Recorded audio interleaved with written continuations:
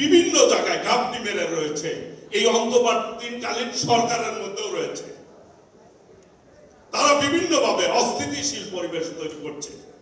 তা না হলে এখন কিভাবে একজন শিশু বাচ্চা ধর্ষিত হবে? এটি কোনোভাবেই মেনে নেওয়া যায় না।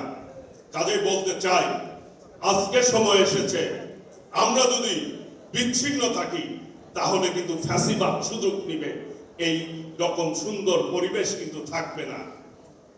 আবার ষড়যন্ত্রকারীরা তাদের ষড়যন্ত্র করে আবার এই দেশে আবার কোন স্বৈরাচারের আবির্ভাব ঘটবে। সেই জন্য সকলকে সাবধান থাকতে হবে। আমাদের নেতা বিএনপি ভারপ্রাপ্ত চেয়ারম্যান দেশনায়ক তারেক রহমান ইতিমধ্যে জাতির সামনে 31 দফা উপস্থাপন করেছে আগামীর বাংলাদেশ কিভাবে চলবে। 31 দফাতে সংস্কারের কথা রয়েছে। আজকে বিভিন্ন কায়দায় আমরা শুনি, যেভাবে পতিত খুনি শেখ হাসিনা বলতো উন্নয়ন আগে গণতন্ত্র পরে, সেই রকম ভাষাই এই অন্তর্বর্তীকালীন সরকারের অনেকেই বলেন যে আগে সংস্কার পরে নাকি নির্বাচন। সুর কিন্তু একই রকম, ফ্যাসিবাদের মতো কথাবার্তা হয়ে যাচ্ছে।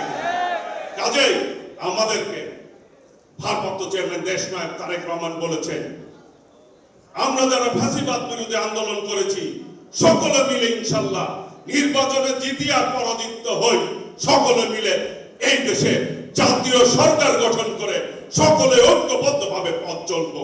বিএনপি সকলকে নিয়েই পথ চলতে চায়।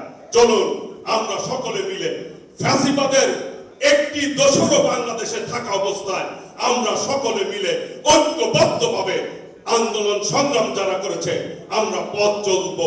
কোনোভাবে এই দেশে সন্ত্রাসের রাজনীতি আর আমরা কায়েম করতে দিব না। সকলে মিলে গণতান্ত্রিক বাংলাদেশ আমরা গড়ে তুলবো।